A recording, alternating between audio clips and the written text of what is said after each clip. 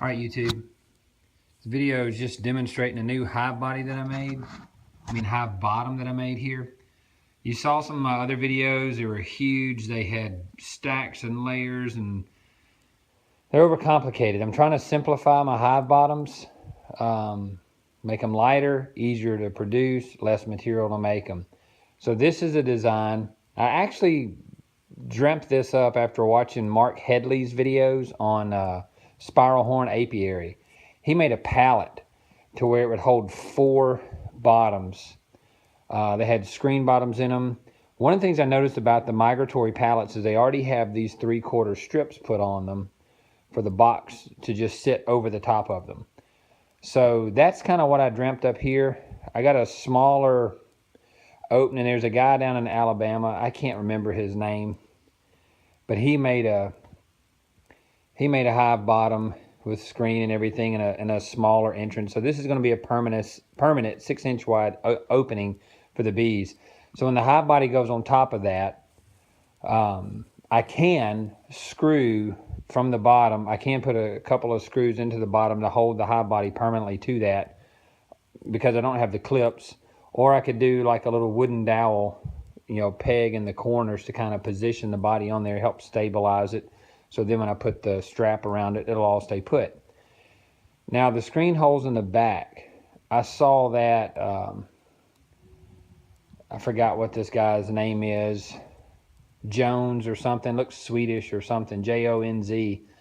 But it's a hygienic bottom to where the bees can wrangle the beetles to these corners, these holes, and chase them in there, and they'll go down. But by having solid bottom here, as the bees work the nest and they drop any pollen on here, they can retrieve the pollen, put it back up in the nest.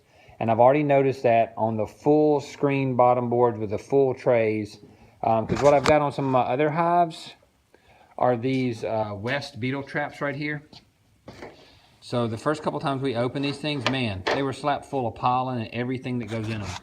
So this bottom board is going to be made with a smaller tray that only goes in this back portion here, so the stuff can fall through. I'm probably going to use lime instead of using a liquid.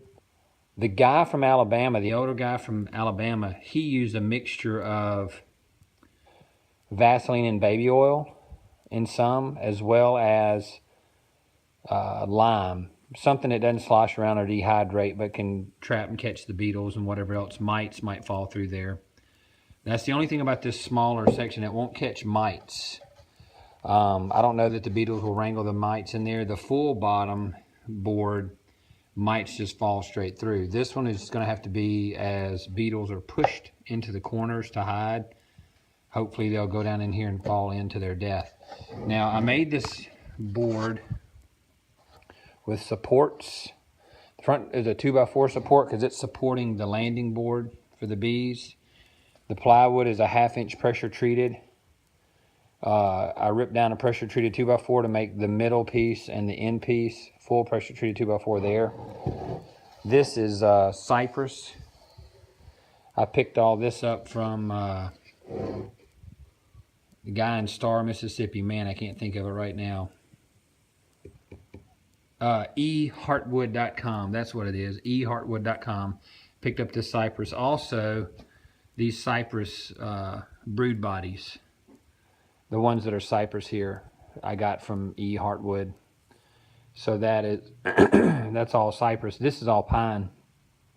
Part of the free stuff I got from the retired beekeeper, and so I've been trying to assemble those. So that's just one box of honey supers. I have 1, 2, 3, 4, 5 more. I don't know how many is in each box, but those are all medium honey supers that I picked up from that guy. These are old supers full of old frames. Those are the last of the new frames that I got from him. So anyways, again, the video is about this bottom. Hope you like it. Let me know what you think. Basically the dimensions here, this is the length of the body, 19 7/8 inch. Back up this 3/4 of an inch here, and then add this 3.5 inches. So I think it's 22 2 and something. Well, here's a tape measure. Let's see. Just in case you want to build something like this yourself, so the dimensions work out. So we're looking at 22 and 5/8. 22 and 5/8 inches long. That allows for this 2x4 to fully support this. This is 1/2 inch pressure treated. A lot of times you use 3/4 inch bottom, but I'm trying to use stuff that won't rot as bad. I mean, I know ultimately everything rots and goes away. So there it is. Hope you like it. Let me know what you think. Again, this is Byron with Running Dog Apiaries. You guys come go with me.